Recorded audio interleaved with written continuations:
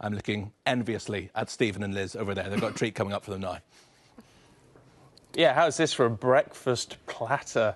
Very nice too. Are you looking to spice up your life and be a bit more creative in the kitchen? Well, my next guest will introduce the colours and flavours of the Middle East to all our lovely homes in the UK. Founder of restaurant chain Comptoir Libanese, Tony Kitous, who's brought some new things to try from Feasts from the Middle East, new cookbook. And also, see, I have to say, Tony, I was slightly worried when I found out about this last night that it'd be lots and lots of meat.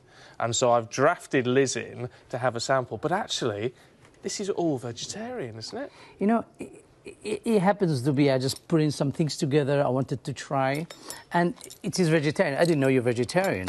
So, you know, a lot of people don't understand about our food. And in fact, it has a lot of, it's full of vegetarian dishes and fresh vegetables, herbs, colors, smells, the spices. When I say spices, just like it's the spices to add flavours. A lot. I mean, I know that obviously Indian food is very big here in the UK, but there are still a lot of Brits who say, "Oh, I don't like anything spicy or hot." Or it's very interesting because I love Indian food. You know, I can never get enough of it. But unfortunately, I cannot eat it every day.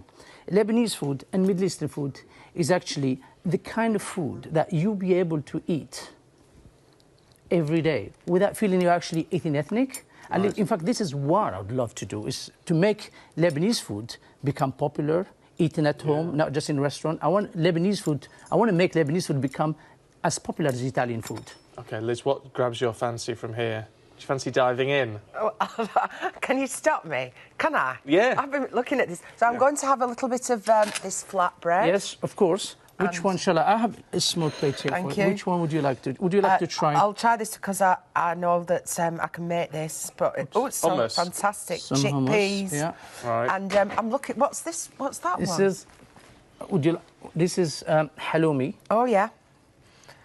Are you diving in, Stephen, or am I your taster? No, I am going to dive in. It's like royalty. Oh, that's fine. Thank you. Would you like to try some of this? I have small plates for you. Oh, yeah? yes, thank you, yeah. Can I try some of this one? Of course. This is beetroot. Oh, see, I love beetroot. Beetroot Lebanon, which is very much strained yogurt with olive oil and a little bit of tahina. You see, you don't think of beetroot as being Lebanese, particularly? Of course, we eat beetroot a lot, especially in you know what? One thing about in the Middle East, Lebanon, and everywhere, when we eat our vegetables, we eat them seasonally. We eat them seasonally. We eat them as salads, and we mix them with dips. We make them with. Oh, gorgeous! I'm okay to use my fingers. Oh yeah. And this is how we eat in our. Try this aubergine. I'd love to. Aubergine salad. It's Maybe I'll so use a simple fork to for that. make. Thanks. You can just put some bread. So what are sort of traditional foods, if you like, then? You have a lot of dips. You have a lot of dips. You have a lot of fresh salads, vegetables, stews, grilled flatbreads, pastries.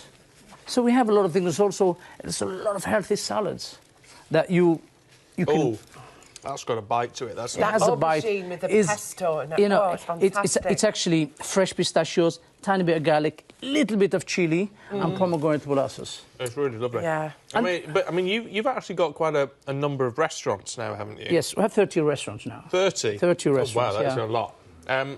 So there must be an appetite for this sort of food in the UK. It is a huge appetite for this kind of food in our restaurant. One of the first, the one we open in more of them is called Comptoir Libanais.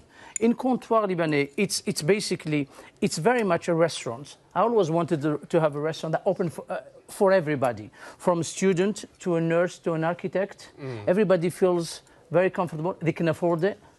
Because obviously price is very important for us. I was going to tell Stephen, because you know the hummus with the fancy bits in the middle? You can buy that in supermarkets. It's usually in the finest range or speciality range or whatever. And it's about £3 for a tub smaller than that. But you were saying, how much would it cost to make that? The hummus in our restaurant is very, very popular. But if you want to make it yourself, you can go to any supermarket. You buy some fresh chickpeas. If you can find some tahina and garlic, it can cost you like 20p. 20p. You know, but, wow. And this is what we're trying to encourage. See, we're almost out of time, but we've got to talk. Pinch this fork. Is that baklava? Yes, it's baklava, yeah. Now, if for a pudding, as I would call it, I mean that is going to be very popular. And Naz was desperate for some baklava. Of course, it is. Yeah, that's what we do in our culture. It's hospitality. It's a very generous hospitality, and that's why what I want to do is I want to make Middle Eastern food as popular as Italian food, and this is what obviously in my new cookbook, what I've done is to get people to understand how this food is eaten in a very humble way, in a very... Yeah, well, do you know what? We're out of time, Liz. But just say, there's hardly any carbs in this either. That's a good thing as well. Good for you. Type 1 diabetic means I can count it quite easily. Because I have to say, it's beautiful. It is really, really beautiful. I love it. Thank you so much for coming in and sharing some of that. It's a pleasure. Just to point out, coming up a little bit later on this morning, we've got Look at the Papers coming up with Liz once again. She's back, she'll still be eating. And the Sunday Mirror's political editor, Nigel Nelson.